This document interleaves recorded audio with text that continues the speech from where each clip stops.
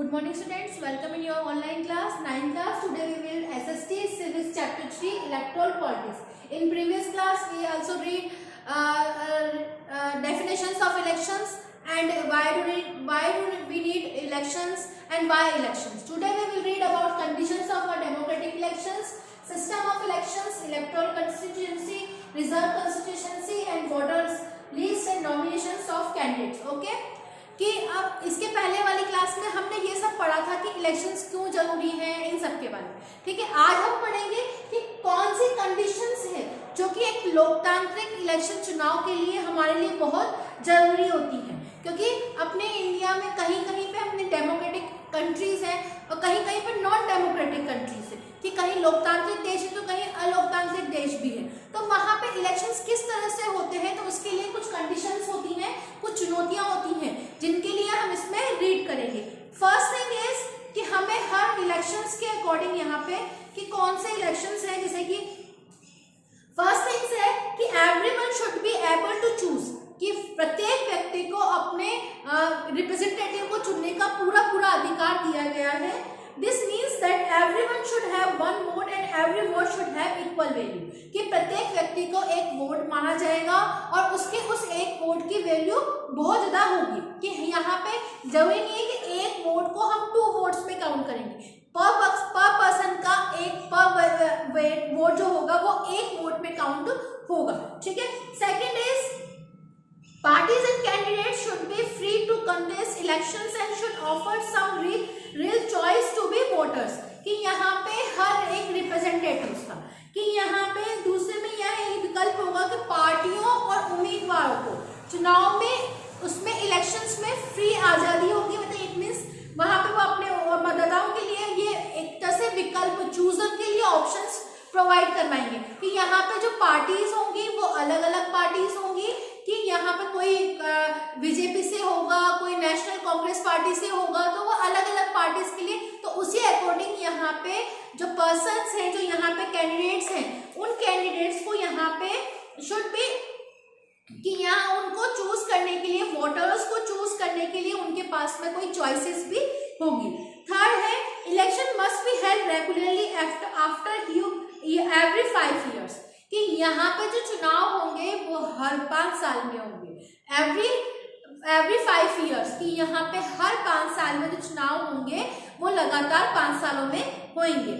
Fourth है the candidates preferred by the people should get elected, कि जो candidates हैं, जो चुनाव लड़ने वाले जो व्यक्ति हैं, कि यहाँ पे वो वास्तव में चुनाव उसी का होना होगा, कि यहाँ पे जो निश्चित रूप से कि लोग जिसे चाहें, इट मीन्स कि जिसे हमने यहाँ पे पार्टीज में हमने चूज किया है वही व्यक्ति यहाँ पे चुनाव जाएगा. एंड फिफ्थ इज कि यहाँ पे election should be manner where people can choose as their really wish, कि वो अपनी विश के अकॉर्डिंग, इट मीन्स अपनी इच्छा के अकॉर्डिंग वो यहाँ पे जिस व्यक्ति को चुनेगा वही व्यक्ति यहाँ पे गवर्नमेंट बनाएगा. ऐसा नहीं है कि हमने जिस पार्टी को चुना ही नहीं है और वही गवर्नमेंट बना दी, तो यह ऐसा नहीं होगा. जिस व्यक्ति को हमने यहाँ पे चूज किया है वही व्यक्ति यहाँ पे रिप्रेजेंट में यहाँ पे हमारे गवर्नमेंट को बनाएगा. तो कंडीशंस क्या हुई? फर्स्ट है कि यहाँ पे पर 1 वैल्यू 1 वोट की 1 वैल्यू काउंट की जाएगी.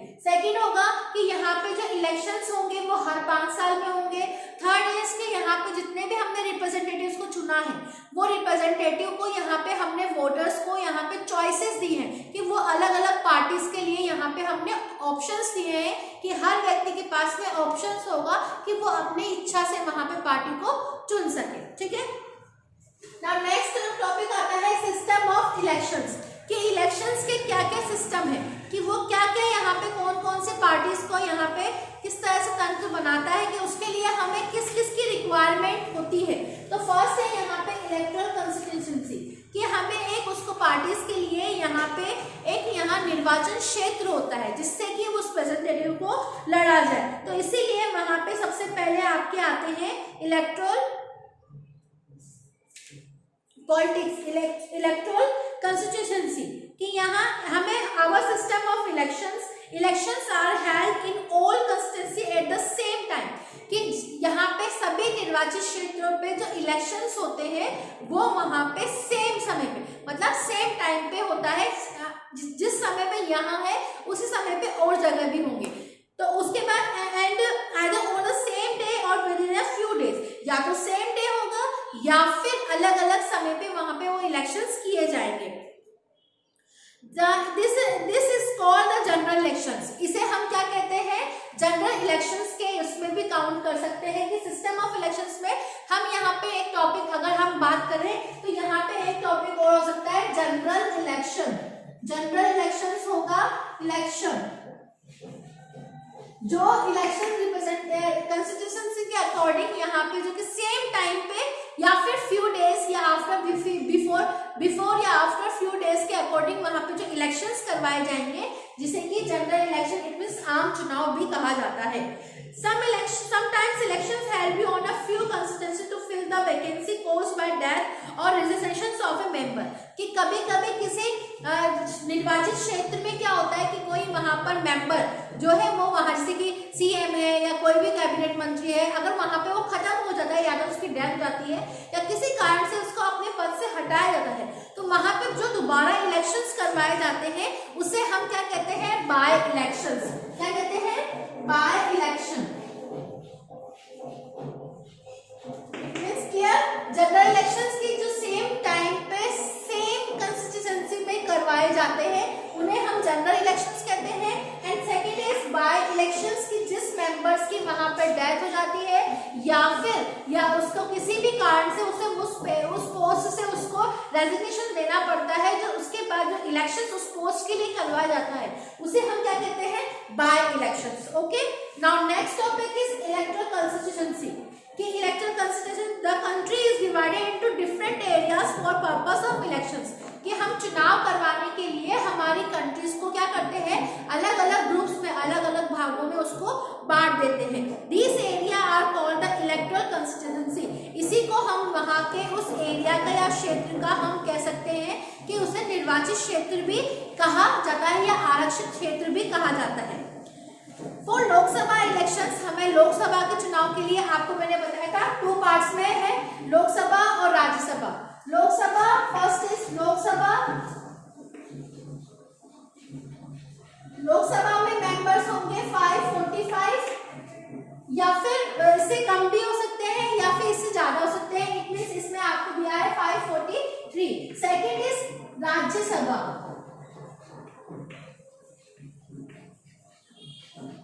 राज्यसभा इसके मेंबर्स में बेसिकली 240 या 243 या 242 ऐसे लमसम्स में इसके मेंबर्स होते हैं। ठीक है, तो आपको यहाँ पे 543 के लोकसभा के चुनाव के लिए 543 मेंबर्स की या क्षेत्रों के लिए लड़ने के लिए उन्हें काउंटिंग में 543 निर्वाचित क्षेत्रों में उसको बांट दिया गया।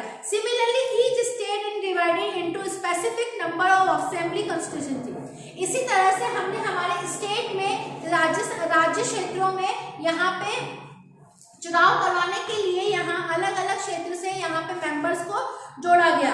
तो इसीलिए यहाँ पे चुनाव क्षेत्र में राज्यसभा के लिए यहाँ पे विधानसभा की सीटों के हिसाब से यहाँ पे उसको बांटा गया और इन्हीं सीटों को क्या कहा गया, हमने legislative called the members of legislative assembly और एमएलए। तो इन्हीं निर्वाचित क्षेत्रों के लिए जो मेंबर्स को चुना गया था विधानसभा के लिए उसे एमएलए ने दिया गया। नाउ सेकंड है रिजर्व्ड कंस्टिट्यूएंसी। कि हर एरियाज के लिए वहां पे कुछ जैसे कि आपके 543 मेंबर्स होंगे, तो इसमें अब हम क्या करेंगे, कास्ट डिवाइडेड करके। It means OBC, general, ST और एससी, इस अकॉर्डिंग वहां पे क्या होगा, रिजर्व्ड होगी कि इतने परसेंट की सीट को यहाँ पे रिजर्व किया गया है कि एसटी के लिए इतनी सीट रिजर्व होगी, एससी के लिए इतनी सीट रिजर्व होगी, ओबीसी के लिए इतनी सीट रिजर्व होगी, उसमें भी वुमेन्स के लिए कितनी सीट को रिजर्व किया गया है। तो यहाँ आपको जैसे कि some constituency are reserved for people who belong to the scheduled caste and scheduled tribe.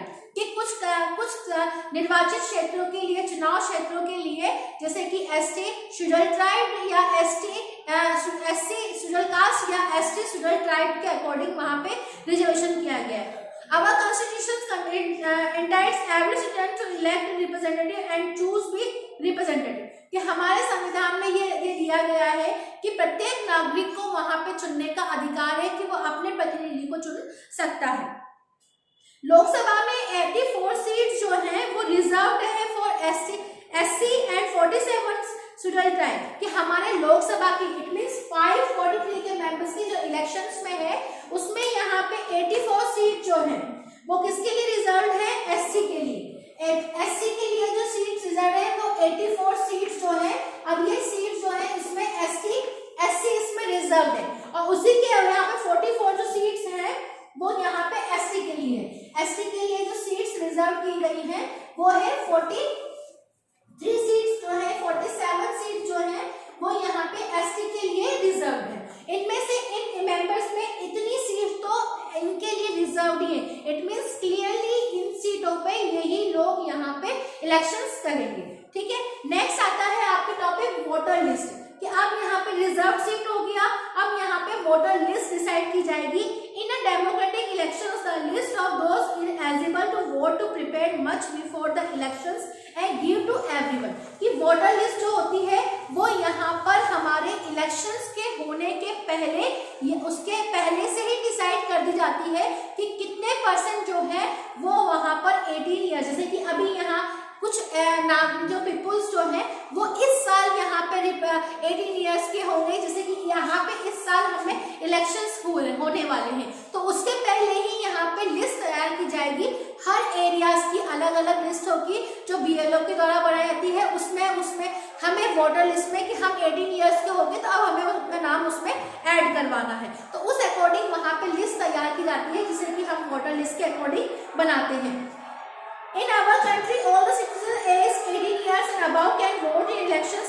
Every citizen has the right to vote. कि प्रत्येक नागरिक को वोट देने का अधिकार है जो 18 इयर्स का है या उसके अबाव है, हर व्यक्ति यहाँ पे वोट दे सकता है। Now next आएगा आपका nominations of candidates। अब यहाँ पे कि कैंडिडेट्स का नॉमिनेशन है कि anyone who can be voter can also be can to candidate in election कि प्रत्येक नागरिक यहाँ पे चुनाव लड़ सकता है। The only difference is that order to be candidates in minimum age is 25 years कि ये कहा जाता है कि प्रत्येक नागरिक जो वोट देगा उसकी एज कितनी होगी 18 इयर्स, लेकिन जो कैंडिडेट उसको चुनाव लड़ने के लिए खड़ा होगा उसके लिए मिनिमम एज कितनी होनी चाहिए 25 कि जैसे कि कोई व्यक्ति जहाँ पे चुनाव लड़ रहा है तो उसके लिए कौन सी एज होगी 25 इयर्स की उसकी एज होगी, उसको इस एज पे यहाँ पे इसकी एज पे ही वो चुनाव लड़ सकता है। लेकिन हमें वोट देना है तो वोट देने के लिए हमारी एज कितनी डिसाइड की गई है 18 इयर्स की हमारी एज को डिसाइड किया गया है कि 18 इयर्स या उसके ऊपर वाला व्यक्ति यहाँ पे चुनाव वोट दे सकता है। लेकिन हमें चुनाव लड़ने के लिए हमें कितनी 25 इयर्स की हमें एज चाहिए।